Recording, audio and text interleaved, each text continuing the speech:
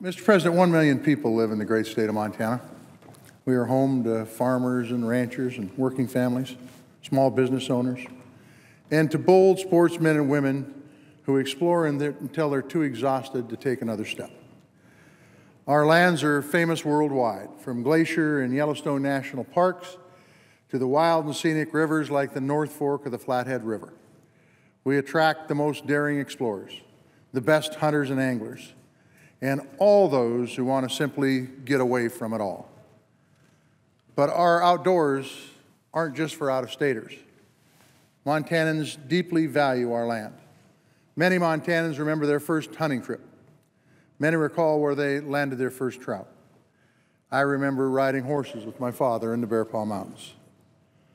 Montanans come with a lot of opinions, but one issue that unites us is taking care of our public lands and keeping our public lands in public hands. We want to make sure that our kids and our grandkids can hike in the Bob Marshall Wilderness, that they can catch their first fish in the clean waters of the Madison River, and that our outdoor traditions remain strong for generations to come. As a senator from Montana, it's my responsibility to make sure that we preserve these treasured places, that we responsibly use our lands to advance the interests of our state and of our country. And that's why I'm proud to support the Montana Lands Bill that will probably be voted on tomorrow. These bills are a product of years of negotiations. Ranchers, conservationists started working on the Rocky Mountain Front Heritage Act before I became senator. These bills are a product of compromise led by folks on the ground, the folks who live and breathe Montana's outdoors every day. And these bills are a product of Montana's congressional delegation working together to move Montana forward. We all know Congress fails to agree on much these days. Gridlock and roadblocks are common. Few people are willing to compromise. But when you give a little and you get a lot, that's how Montana's lands bill become a part of this legislation. These bills have been vetted on the ground by Montana ranchers like Dusty Crary and Carl Rappold and many others. They've been approved by committees and negotiated for years.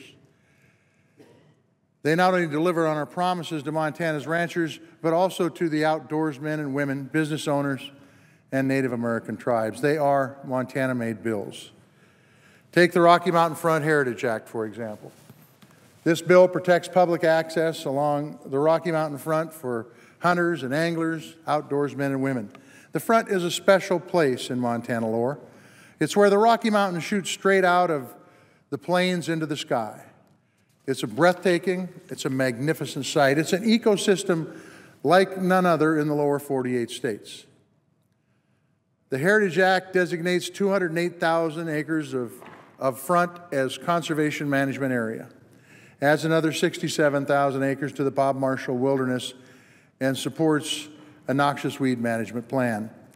At the same time, it allows for continued grazing access for Montana ranchers. It follows BLM recommendations on approximately 14,000 acres of wilderness study areas and requires new assessments of oil and gas potential in 2 others. Some will question the details of this bill and others in the package, but Montanans know how to responsibly manage our lands. We know what irresponsible development looks like. More than 100 years ago, mining corporations pillaged our lands in their search for copper and silver and other minerals. Not only did they turn our mountains inside out and pollute our waters, they ignored workers' rights and bought influence over Montana's elected leaders. In response, Montana passed legislation to limit corporate influence in elections way back in 1912. We followed that up in the 1970s with one of the most progressive state constitutions to date, enshrining protections for clean and healthy environment into law. A fellow by the name of Max Baucus got his first taste of politics during that constitutional convention. The same Max Baucus who worked on and introduced the Rocky Mountain Front Heritage Act in 2011. Passing this lands bill helps fulfill Max's legacy in Montana and honors the hard work of his staff and the bill's many supporters.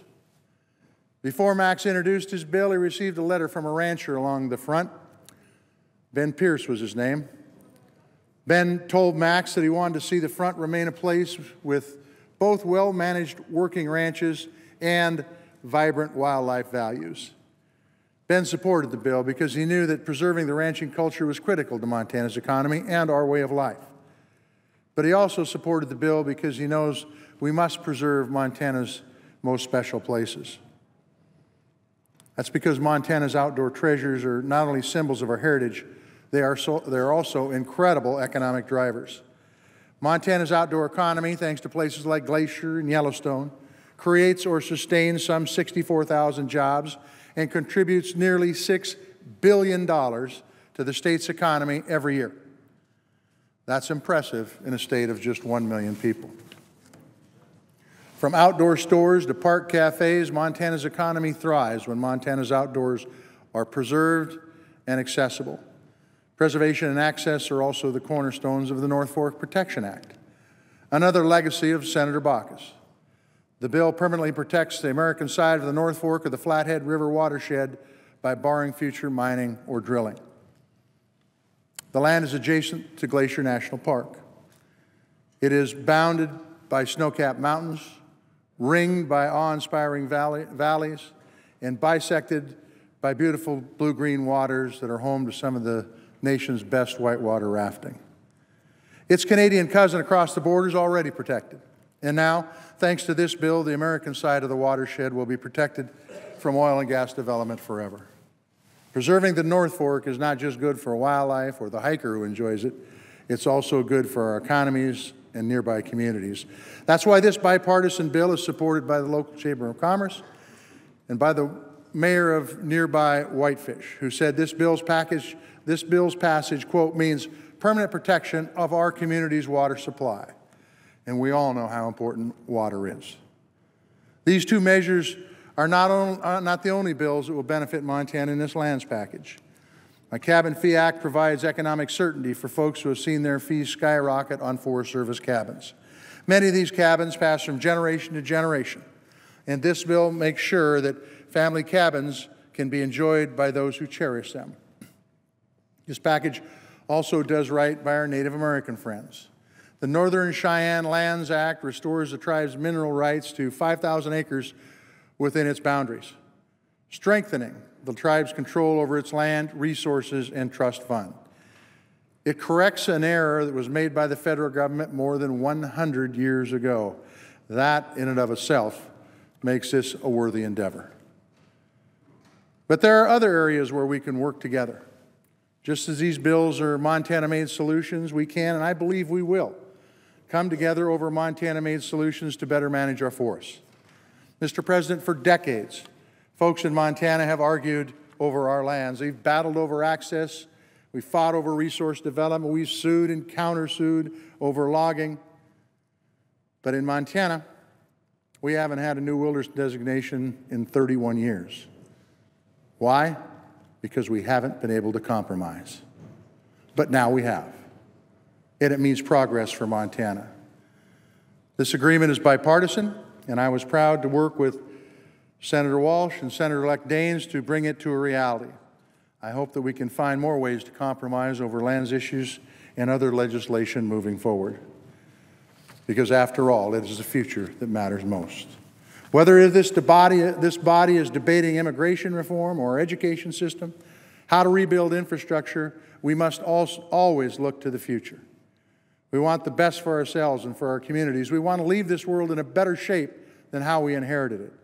And we want to pass our treasured lands and outdoor traditions down to our kids and our grandkids wherever they may live. Places like the Rocky Mountain Front and the North Fork are living legacies to Montana's greatness. There are many reasons to preserve these places, but the best I have heard comes from Gene Sentz, who hails from Choteau, Montana. Gene wrote a book about the Rocky Mountain Front.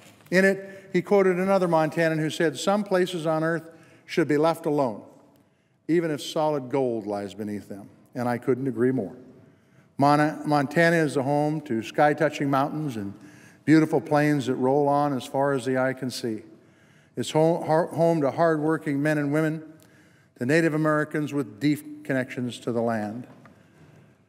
But it's the last best place because we are all of these things and because we're willing to work together to preserve and strengthen them.